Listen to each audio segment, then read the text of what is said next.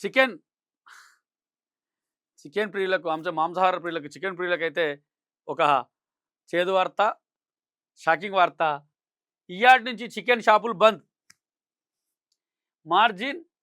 26 నుంచి ఒకేసారి 16కు తగ్గింపు. పౌల్ట్రీ కంపెనీల తీరుపై ఆందోళన. మార్జిన్ తగ్గితే నష్టాలు భరించలేమని ఆవేదన. కంపెనీలు దిగొచ్చే వరకు బంద్ కొనసాగిస్తామంటున్న చికెన్ షాప్ ఓనర్లు. మొత్తానికైతే చికెన్ ప్రియులకు, నాన్ వెజ్ ప్రియులు, అందులో చికెన్ ప్రియులకైతే కష్టాలు వచ్చి పడ్డాయని చెప్పొచ్చు.